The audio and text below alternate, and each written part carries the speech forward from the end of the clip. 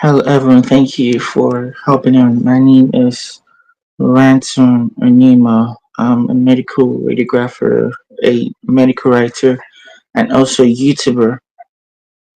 So today I have an amazing guest speaker all the way from the UK. I'll give her the pace to introduce herself to the audience. Her name is Miriam. So Miriam, could you introduce yourself to the audience? Hey, thanks so much, Ransom. It's really lovely to be here. So, yeah, my name's Miriam Fine. I live in London in the UK, and I'm here as an expert on burnout and self-compassion for burnout. I started out my career as a medical doctor working in the NHS, and then I moved into medical education, teaching in universities, healthcare students, medical students, and physician associate students, and then went on to study a bit of psychotherapy and train as a coach. And I now work as a coach focused around burnout and supporting people to avoid and heal from burnout, from all different backgrounds actually. So lots from healthcare, but also a lot in other fields, related to helping people, trying to change the world for the better. And I think it's a real there's a real vulnerability amongst those of us who care about making a difference, who care about helping other people, that actually there's yeah there's a real susceptibility to burnout there. Amazing. It's not only doctors or engineers, it could be any other profession. They could face burnout, right? It could be working in the corporate world, a banker or a tech enthusiastic or whatever. You have some chances of facing burnout. So Miriam is an amazing personality that I do adore so much because of her work is very, very paramount, is what is really needed in this kind of situation currently because a lot of people are faced with burnout, fighting with the thoughts. It's not only burnout, it affects their mental health as well. So that's why we created some questions for you to share narratives on Miriam. So the first question for you goes this way. Now, what really got me inspired about your journey is your transition, right? Like you mentioned, you started out a medical doctor, now you coach, coaching amazing people in terms of being burned out and all. So talk us through what was the turning point in your journey as a junior medical doctor that made you realize burnout wasn't just a part of a job. Talk us Mm, through. yeah. Okay. So I've had a few different turning points in my career, and this question really made me think because I thought it's an interesting question, like that burnout isn't just part of the job. And I think it's such a poignant question because actually, when you start out as a doctor, or certainly in my experience and all the people surrounding me, it felt like burnout was part of the job. And I must say, it wasn't something we were talking about then. So I graduated and started work as a doctor in 2012. And I don't remember hearing the word burnout being spoken about. It wasn't something we thought about. But it was just a normal part of the experience that people would be exhausted. People would really doubt their level of competence and feel like, oh my gosh, I'm not good enough, or what am I, like striving to try and prove yourself, but feeling that you're falling short and that kind of thing, which actually is also a feature of burnout. Um, and starting to feel kind of cynical, starting to feel like, oh, nothing ever works, and and that those experiences are really, really widespread in the NHS and in lots of other parts of the public sector in the UK. Um, and so in some ways you could say it is part of the job, but in some ways also it isn't. And one thing that sticks out in my memory is, in my first year working as a doctor, I remember being in a big team, and there were quite a few of us, first year doctors on the same team. And what I noticed was there were some differences between those of us who were a bit younger, who had come straight through university, and those who were a little bit older, who had done another degree beforehand, and they already had a family, they had kids. And what I noticed was that those who had kids at home, or I can't remember if they all had kids, or but they certainly, like, they were a little bit older and more established once they came to work as doctors, and they seemed like they just weren't taking any of the rubbish that the rest of us were taking. I mean, maybe it might be personality differences as well, but I remember sitting and thinking, like they would say, like, okay, I'm going home now, like I have to go, and it was just like, oh wow, like they're saying that with such confidence, that whereas like some of us would be staying back really late hours after work to finish everything because it's like it needs to be finished. We were worried about trying to hand over to our colleagues because we felt like we just needed to finish it. And it was eye-opening to me to see these other colleagues who were like, they had to go home because they had to go get their kids from school, or they had other responsibilities. And I think it was helpful seeing people who had a different perspective, coming from a different life experience, who were able to see the job in perspective, that it's like, yes, this is a job, yes, we need to do our best, we contribute to the team, but we don't need to break our backs trying to constantly do better and better, and fight this kind of avalanche of work that is insurmountable. Hmm. You know, it's a very, very drastic transition you make there because, because I know, even though I studied radiography is also part of, medicine in general. It's a specialty, radiology medicine. And I know how rigorous it is to become a medical doctor, right? And, practicing, specializing and all of that. And you give it up to transitioning into becoming a burnout coach. That still keeps me intrigued up until now because that is a change in perspective because of I know how the intricacies of becoming a medical doctor. What really made you to transition? That alone makes me think that you actually know what you're doing because I've spoken with a couple of doctors in the UK, and most of the things they talk about mostly is being burned out. You know, and it's amazing that you made that transition. To bridge that gap. Because a lot of doctors now are facing burnout currently. Because I read a research journal about doctors giving up their jobs, changing location, traveling to another country, stuff like that. So it's amazing what you're doing because you're literally the middleman bridging that gap. So we literally love what you're doing, Miriam. Kudos to you and your team as well. So that draws me to your next question. Now, this question is very, very personal, and we hope to hear your answer towards it. So, how did you personally navigate your way out of burnout? And what helped you the most in that healing process? Because I know there are going to be a lot of doctors watching this video, and most of them might be burnout for some, like maybe they're burnout or something and just watching this video.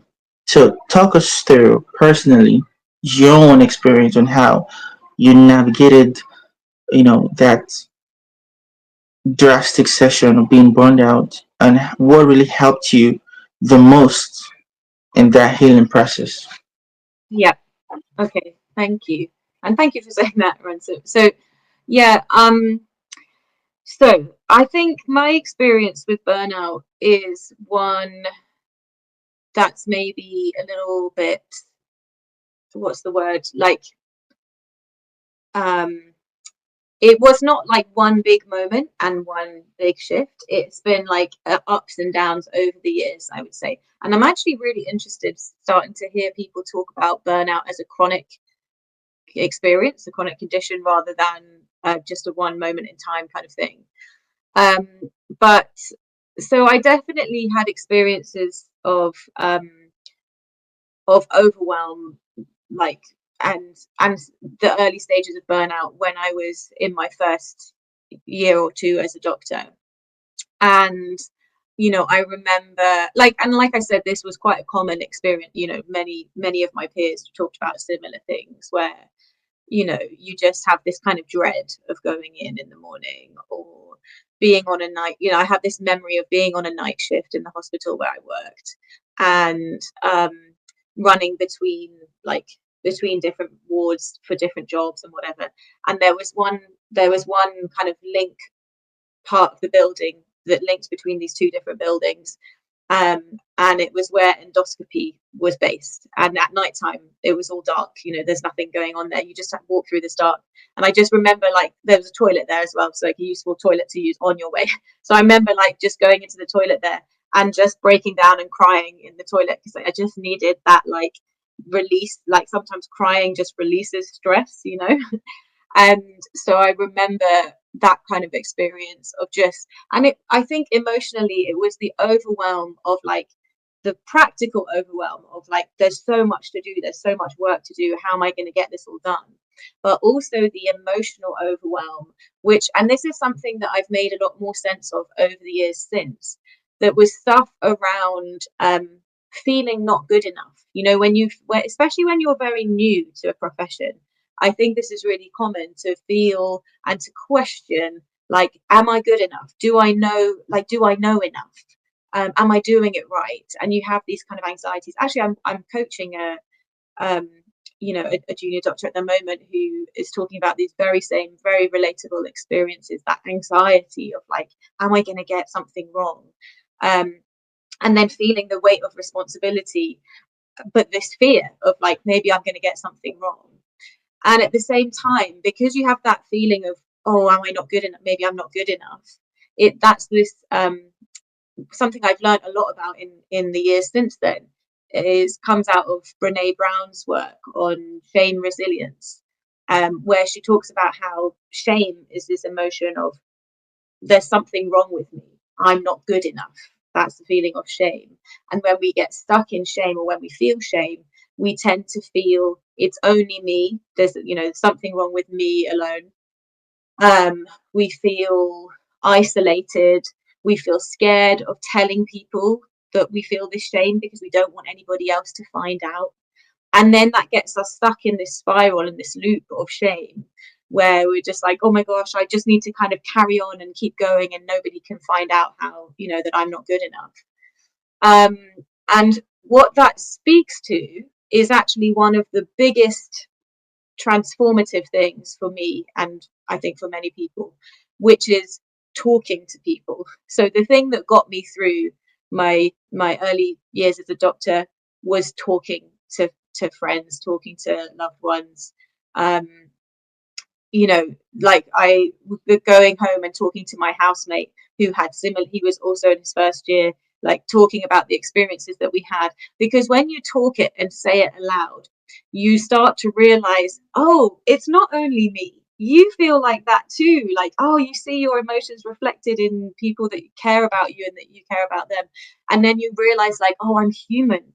And it's like, oh, the relief that you feel when you realize, I'm human, like, I'm allowed to feel stressed. This is a stressful job.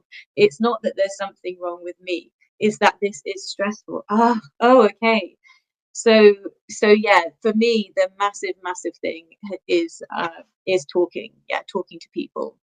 And yeah, there's a lot more I can say. Like I said, that over the years there's been kind of ups and downs in different workplaces. Do you want me to carry on? I'm conscious that maybe I'm talking a lot. You really touched the main pain point of about talking to people, because if you didn't open your mouth, your boca, to talk to people that, hey, look at what I'm, you know passing through, you will know that people are really also passing through the same thing, and that will put you in a place that say, "Hey, I'm not the only person in this phase." It literally happened to you, Miriam, and that is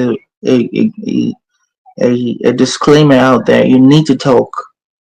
If you've Yeah, been burned out mentally, emotionally, you just need to talk to people. yeah, So Miriam, I want to know something. There are people that they don't talk much about what they pass through. Are there organizations, especially in the UK, that people, doctors that are burned out or any kind of person that burned out can maybe join or something that helps them to, give them the leverage to speak out of what you're passing through? yeah, for sure. There's lots and lots of different support for that in that kind of way. Um, Depending on where somebody is. So if they're in a training program, they may have support within their training program. Even outside of a training program, um, there's things like there's something called the Practitioner Health Partnership. I think that's what it's called, PHP, which is like a health support service specifically for doctors, um, to which includes mental health support. And there's tons. I don't know. Yeah, I'm not sure that I can reel anything else off the top of my head, but I think there are a lot of um, support organizations. And I think oftentimes the things that are helpful are like groups, that finding your people. And that, I guess, sometimes that's a challenge, or is something that takes a little bit of work. Is like working out who your people are, especially when if people move, if people are working somewhere where they don't actually, I was lucky that I was with a friend who I'd known for quite a few years when I was in that job that I'm talking about. But sometimes, you might be going for starting a job somewhere that's less sociable, and you don't necessarily meet people easily to socialize with, and maybe you don't have friends nearby, and that can be a really isolating experience. So I think it's, yeah, then finding like who are your people, like are there people within your workplace, or is it about finding a different finding a group, and finding a group that kind of resonates with you. Like I know there are a lot of like Facebook groups and things like that that people have set up that are to support specific um, people's needs. For example, there's a Facebook group called Tea and Empathy, which is designed to support doctors, and particularly doctors in training, in having a space to just be able to say like, oh, this thing happened to me, I don't know what to do. And people post in that group anonymously, like the admins of the group will share posts anonymously if that's what people have asked for. So there's lots of communities like that that provide support. But yeah, when I said finding your people, I guess what I mean is, um, many people will probably already relate to the fact that some people you feel you can talk to and they really get you, and you get what you need from them, and you can give them what they need when you're talking to each other. And other times, maybe other groups or other people you're not quite aligned with, and you're seeking some kind of emotional support, but actually what you get is not quite, you're not on the same wavelength as each other somehow. And maybe you're getting people giving, oh, Giving, just with it oh, kind of just thing. with See it, what kind of thing. See what. said. Thank you for that one, Miriam. So it's amazing to hear that there are groups already set in place to help people, especially doctors and trainees, or doctors already practicing, to join and ease of their minds, because that group is going to be like a group of people that have been through same process, and it's amazing that there are groups for that one. So if you're looking forward to joining that group, is I'm not in the best place to talk about that. So Miriam is amazing on that one. So do well to connect with her. Her details will be on the YouTube description below. So she could recommend groups for you to join, so you can ease off your your thoughts. And she's also a coach, and she can help you with that one as well. She's an amazing personality, and I recommend her for sure. So that draws me to the next question, Miriam. Okay, a lot of passionate people struggle to set boundaries, right? What solid advice would you give to someone who wants to make a difference but feel constantly drained out? What advice do you have for them? So this So is something that this is comes up. something that comes up. Oh, I'm getting echo. Yeah. A lot of people who are passionate, caring, want to help others, change the world, etc. Um, a lot of people in that personality sometimes struggle, and I could speak for that myself as well. Sometimes struggle with boundaries. So boundaries meaning knowing when to say no to things, knowing what your own internal limits are. Like, so sometimes if you're if you're a very sensitive person, or you're very attuned to other people's emotions, sometimes you might be very good at dealing with other people's emotions and knowing how to tend to other people, but you might not be as good at tending to yourself and knowing internally, okay, what do I need right now? What's the limit of, what time do I need to go home? Or like, how do I make sure that all my needs are met as well? And sometimes I think as well, culturally, in many, I think this exists in lots of different cultures, that sometimes we feel that if we're looking after ourselves, then that's selfish, and that we should always be giving to other people. So where that's the case, one thing that I find useful is a bit of reframing. So when I say reframing, what I mean is looking how you can think about it slightly differently. So sometimes people need a little bit of a trick, like a kind of workaround to help them get to a way of thinking where actually, okay, it is important for me to look after myself and to set some boundaries. So that could mean saying to yourself, or realizing, actually, if I keep going so much that I end up getting sick and then I have to go off sick, then I'm not going to be able to help anybody. Yeah, so it's not a great, it's not necessarily a nice thing to think about, but I really became aware of this when I've seen friends of mine go through really quite dramatic burnouts where they've had to be off work for 6 months. And I think they, like many of us, had previously found it very difficult to say no when there was more work coming in, because sometimes we work in environments that are under resourced, where everybody has tons of work, and it just feels like you don't want to let other people down, you don't want to let your colleagues down, and it's really important to you to contribute and to work hard. So it can be a very difficult culture shift because of all these things around us telling us, suggesting that we have to be like that. But if you can, so what my friend experienced in suddenly actually being unable to function and going through this burnout, which, looked a lot like depression, not being able to work and needing to completely shut off. I think if you can keep in mind that that is what happens to people, like if you keep on pushing yourself further and further, then ultimately that's what happened, because you're a living being. You have a nervous system, you have a body that needs to be nourished and cared for, and you have a heart and mind and soul that also needs to be nourished and cared for.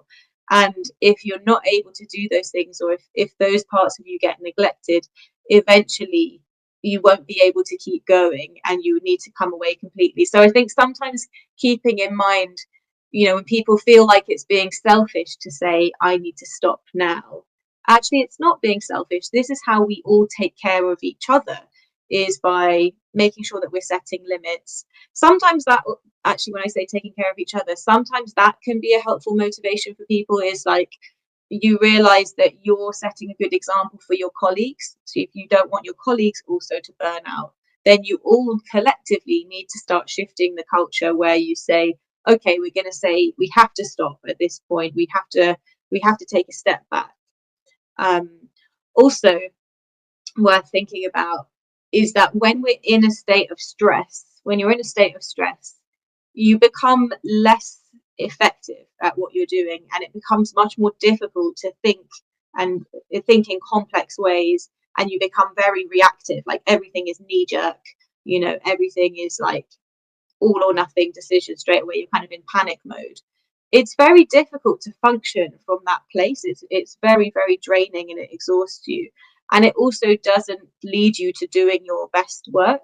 So if you can find ways to say, okay, let me just pause, let me step away for at least 5 minutes and just breathe and just get some fresh air, move my body, do something to shift gears and to kind of shift my head and my mindset into a different place, you will actually gain time, because you won't be creating so much excess work by being in this reactive mode all the time. You'll be able to be more strategic, you'll be able to prioritize, and you'll be able to get things done quicker than you thought you would.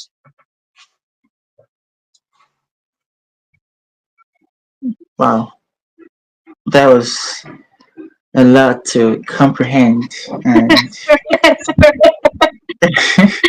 a lot of things you shared there was very, very educating, and I believe that the audience are really um, enticed about that. So, like I said before, if you're wanting to connect with Miriam, she's a go-to person. She's very easy going, so you can connect with her, and she can tell you one or two things because she Miriam. What really made me enticed about your journey the most is because you moved out from medicine to heal or to help people heal from you know the emotions. That shift is very, very drastic. I call it very drastic because you're helping others, and like you said, you could be helping others, and you don't even know how to help yourself as well. It's amazing to see that shift is really helping to impact other people. And like you said, you've had a series of experiences. Burnout is not like a, a one moment. It's moving ups and downs. Like you said, and it's amazing that you're passionate about helping people that are struggling emotionally, and giving them the materials to help them ease off that, or to heal emotionally. That's a very good thing to do, Miriam.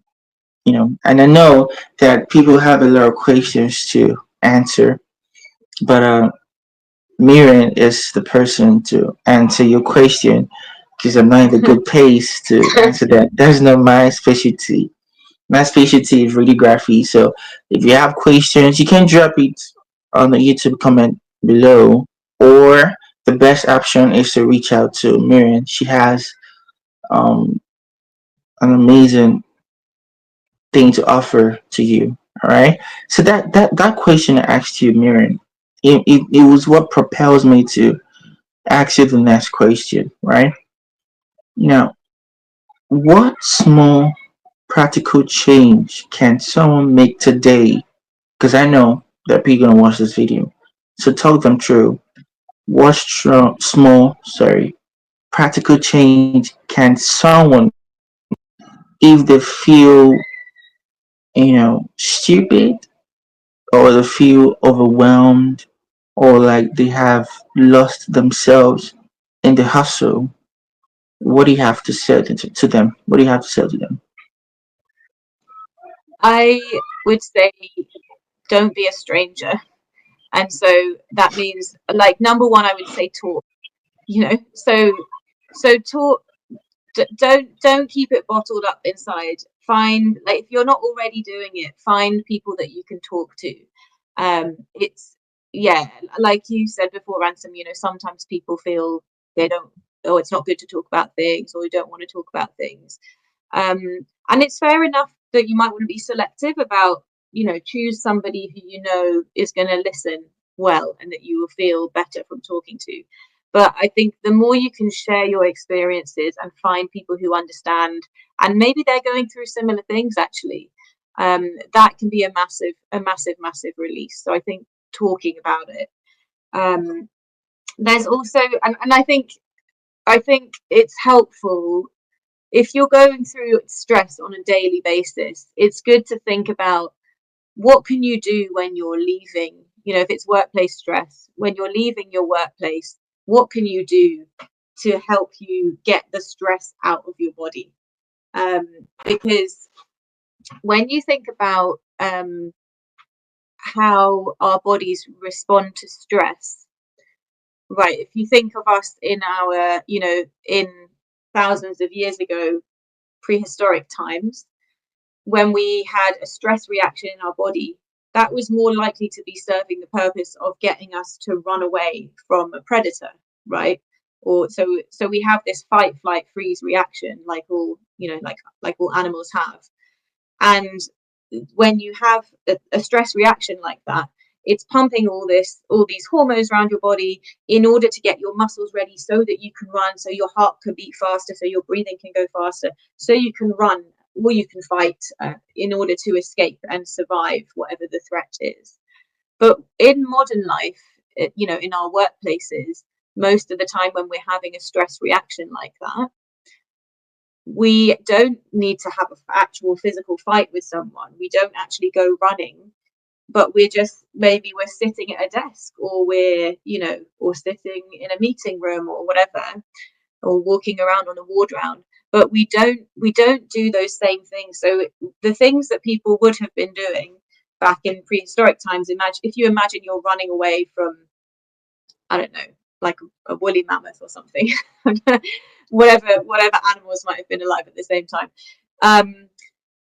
The things your body does in escaping from that kind of stress are similar to the things that we can do now in order to process the physical effects of stress in our body. So doing physical exercise is incredibly powerful as a way of kind of, almost you could think of it as like digesting the stress hormones that are floating around your body after you've been stressed.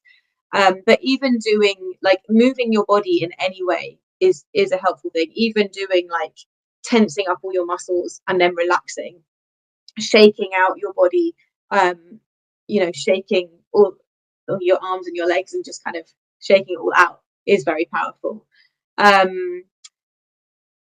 Like I said already, talking to people, telling your story, music, like singing, dancing, shouting, all these things that kind of get you to express yourself, even doing art, doing creative things, playing sports. So there's things that are to do with like moving your body and getting the physicality of the stress moved, and there are things that are about the kind of emotion and the expressing yourself side of the stress. So I think sometimes the challenge is that when you're very stressed and when you're burnt out or close to burnout, it's hard. It feels overwhelming to think about, like, how will I find time to do these extra things that I need to do? So my advice would be to keep it as simple as possible, even doing 1 minute of like stretching your body out like this and like lifting your arms up and stand up and bend forward, like, or just feeling like, how do I want to move my body? I want to move it like this. Doing that for 1 minute has an effect. Or if you need to walk somewhere to get to where you're going, just using that walk to try and be in your body and just like take a deep breath and sigh it out as you're walking. Like, these are things that help to reset where you're at. Yeah, I think something that I found massively transformational and is something that I now teach is called mindful self-compassion. So this is something that's to do with becoming aware of your experience in the moment and learning to be kind to yourself rather than letting your inner critic go haywire with judgment and self-criticism. Amazing. Thank you so much, Miriam. This is a very an impactful session. So I assure you guys to watch this video to the end because Miriam has a whole lot for you guys. So like I said before, If you're wanting to connect with Miriam, her details will be on the YouTube description below. So do well to connect with her either on LinkedIn or on Instagram. She's an amazing person. And if you're looking for a coach, that give you some materials, to that will guide you through your healing process emotionally, psychologically, mentally. She's a go-to person. You can reach out to her on LinkedIn or on Instagram. She'll definitely answer. Absolutely. So, Miriam, we've come to this end of the session. You've been an amazing guest speaker, and I know that people are really enlightened the more about what you do. On how you help people, heal from their burnout processes, and what kind of things you'd offer to the table. And I know that people have a lot of questions to answer, ask you later on after the session. So, like I said, you have two ways to drop your answers, either in the comment section, and then I'll forward it to Miriam to offer her answers to that question. Or you can reach out to Miriam directly, you know, through her LinkedIn or Instagram, whatever platform Perfect. you want to reach out to. So, Miriam, before we wrap up this session, what are the last word for the audience? You're not alone. You're alone. That's what my last word would That's be. my You're not last alone. would You're not We're alone. you. We're you. And I think it's And I beautiful think what you're it's yeah. bringing together. Let's connect. Let's keep the conversation going. Like you said, Ransom. Yeah, I'll share with you my details. I have like a lower cost. I have one-off coaching session that people can access if they're interested in just understanding like what even is coaching. What does that involve? And I don't know if you use Substack, but I write my blog on Substack, and I've been doing a few Substack lives to do like meditation practice together. So if people want to explore some of that, I'll share the links with you so people know where to find it. Amazing. Substack is an amazing platform. I'm there as well. I have my newsletter there. So it's an amazing session, amazing platform to grow as a creator. So we've come to the end of the session. Thank you so much, Miriam, for your time. Thank you, everyone, for watching. Do well to like, share, subscribe, and share to your network. If you're a doctor, you share to your fellow doctors to, grab some few things off from this session. So thank you, Miriam. Thank you, everyone. Thank you so much.